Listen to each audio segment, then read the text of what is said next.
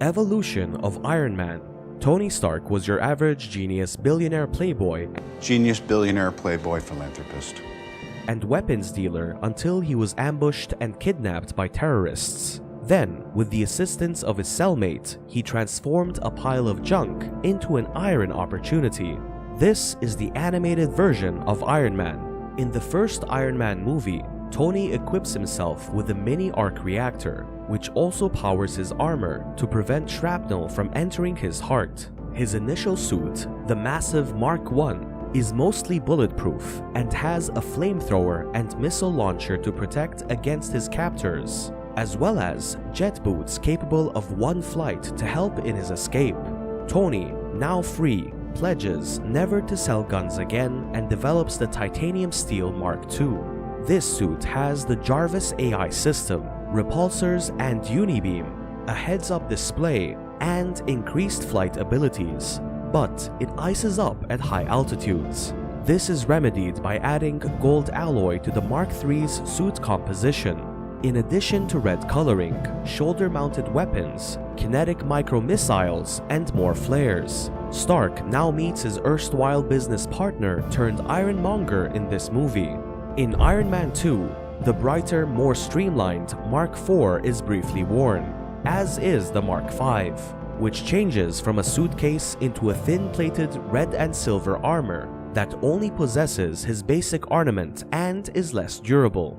Because his different arc reactors appear to be poisoning him, Tony produces a new element to fuel his arc reactors using a blueprint from his deceased father. The Mark VI, his next suit, which has silver highlights and a triangular unibeam, is immune to and even energized by electricity, is water resistant, has more grenade launchers, and a single-use laser. In this suit, he battles the nefarious Whiplash. In the Avengers, Tony deploys the pod-shaped Mark VII, which may assemble over Tony in mid-air using metallic bracelets. It's substantially larger and the first suit with its own built-in arc reactor.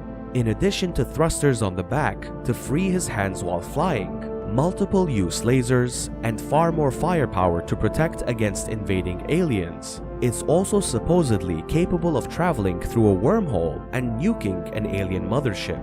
In Iron Man 3, in an attempt to manage his PTSD, Tony builds many Jarvis-controlled suits referred to as the Iron Legion, including the Mark 8 with enhanced Kevlar for missile defense, the improved Mark 9 with an extra jetpack. The Mark 10 features new flying stabilizers for increased speed.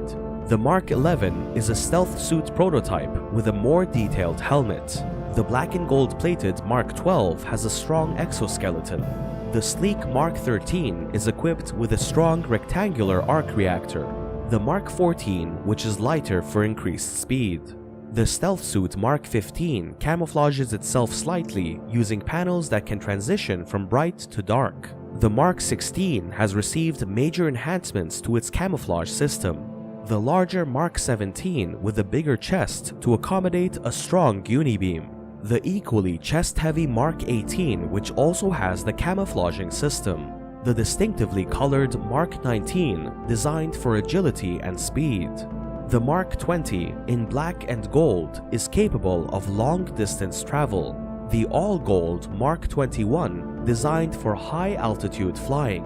The darker Mark 22, with flashy red flames, presumably designed as War Machine armor for Tony's buddy, Rhodey. The Mark 23, which is sleek and camouflaged and can tolerate tremendous temperatures. The hefty brown and gold Mark 24, designed to withstand strong gunfire. The Mark 25 has strong jackhammer arms. The green accented Mark 26 retains the jackhammers and is resistant to strong elements such as gamma radiation. The gigantic blue Mark 38, capable of lifting big loads. The white and black Mark 39 was designed for space travel. The gray and light blue Mark 40, which can approach Mach 5. And the Mark 41, which can be disassembled and reassembled in mid-flight. In the same film, Tony is able to piece together the mostly gold and lightweight Mark 42 by inserting microchips into his arms. Tony can operate this armor remotely via an AR display headset and inherits numerous talents and qualities from the Iron Legion.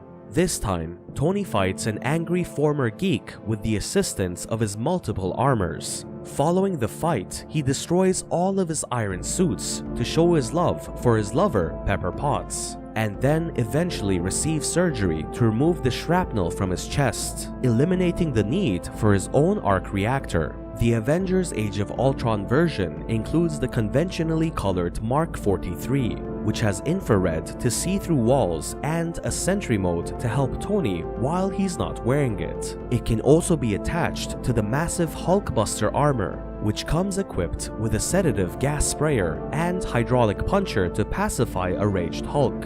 Tony also employs a swarm of new white and blue Iron Legion drones. Finally, the mostly red and smooth-plated Mark 45 is worn. This suit is distinguished by a hexagonal chest piece, and because Jarvis became a humanoid super being, Tony's suit is now managed by the Irish Friday OS. In the Mark 45, Tony assists in the destruction of a horde of wicked sentient robots, which he unintentionally made. In Captain America Civil War, the Mark 46, with numerous accent lights, a trapezoidal chest piece, and the first completely retractable helmet is introduced. Tony pushes for government limits on the Avengers in this film, while Captain America objects, ending in an Iron Cap showdown. While the Mark 46 can study battle patterns, Tony eventually loses and the Avengers split up. Countermeasures ready. Let's kick his ass. He then changes his identity to Tony Stank. Are you Tony Stank? Yes, this is Tony Stank. In Spider-Man Homecoming, Tony utilizes the more silver Mark 47, which is outfitted with launchable grappling chains and remote Wi-Fi control to keep an eye on Peter Parker from afar. In Avengers Infinity War, Tony offers Bruce Banner, who is missing the Hulk, the Mark 48, a more streamlined Hulkbuster suit, while Tony is outfitted with a new heart-shaped arc reactor capable of unleashing his sleek nanotech Mark 50. This suit can develop additional wings and weaponry, as well as cannons, shields, and thrusters, allowing him to achieve speeds of exceeding Mach 10, and is completely sealed for spaceflight. It can fire a part of its nanotech and make a suture spray to aid in wound healing.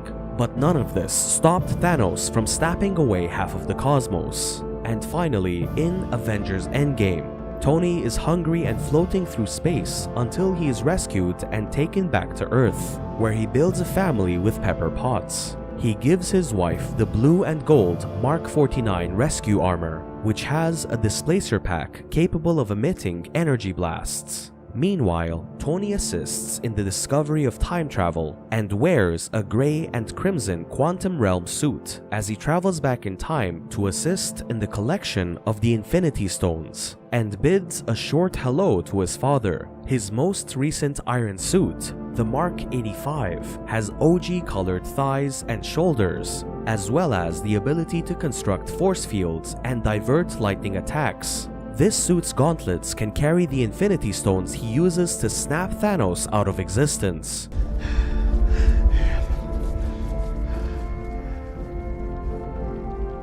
Iron Man. Forcing Tony to sacrifice his life for humanity's survival, and finally ending the Iron Man MCU saga.